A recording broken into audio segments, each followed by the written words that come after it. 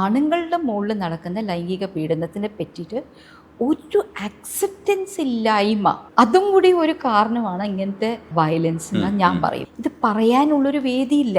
പറഞ്ഞാലും എവിടെയോ നിങ്ങളുടെ ആണത്വത്തിൽ കുറവായി, ചെറുതായി എന്ന പോലെ ഒരു ഫീലിംഗ് വരും. ഞാൻ ജയിലിൽ പോയത്, ഇന്ന് എൻ്റെ ഷെൽട്ടർ ഹോംസ് എങ്ങനെ നടക്കുന്നു, ആ ജയിൽവാസം കാരണമാണ് ഈ ഡിസൈൻ ഇത്രയും ഡിഫറെൻ്റ് ആയിട്ട് വന്നിരിക്കും. അപ്പോൾ മാം 32,000-ത്തിലധികം സ്ത്രീകളെ പുനരധിവസിപ്പിക്കുകയും 17,000-ത്തോളം കുട്ടികളെ ലൈംഗിക വൃത്തിയിലേക്ക് പോവാതെ തടയുകയും ചെയ്തതിൻ്റെ ഒരു കണക്ക് പറയുമ്പോൾ ഇതെങ്ങനെയാണ് ആ കണക്ക് വായിക്കേണ്ടതെന്ന് എനിക്കറിയില്ല. സർവൈവേഴ്സാണ് ഇന്ന് റെസ്ക്യൂ നടത്തുന്നത്, സർവൈവേഴ്സാണ് കമ്മ്യൂണിറ്റിയിൽ പോയിട്ട് കമ്മ്യൂണിറ്റി അവേക്കനിങ് നടത്തുന്നത്, സർവൈവേഴ്സാണ് കെയർ ഗിവേഴ്സായിട്ട് നിൽക്കുന്നത്, സർവൈവേഴ്സാണ് കൗൺസിലേഴ്സായിട്ട് നിൽക്കുന്നത്. എയ്ഡ്സ് ബാധിച്ച ഒരു കുട്ടി, 10-20 വയസ്സേ ഉള്ളൂ കുട്ടിക്ക്, 16 വയസ്സിൽ അവളെ രക്ഷപ്പെടുത്തി കൊണ്ടുവന്നതാണ്.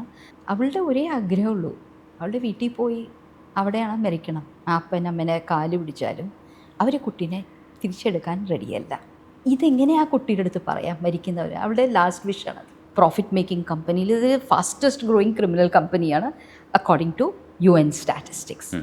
സോ ഇതിൻ്റെ റവന്യൂ മോഡൽ തന്നെ സെക്സാണ്.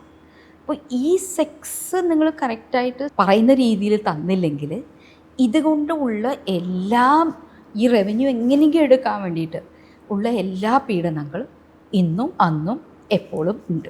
ഒരു അമ്മ പറയുന്നുണ്ടായിരുന്നു അതിനകത്ത്, അവരുടെ മുഖത്ത് പൊള്ളലേറ്റതുകൊണ്ട് അവർക്കത് ട്രീറ്റ് ചെയ്യാൻ പറ്റുന്നില്ല, അതുകൊണ്ട് മക്കളെ പറഞ്ഞു വിടുന്നു. അത് മാത്രമല്ല, ഇനി വേറെ കുട്ടികളെ ഞാൻ ഇടും.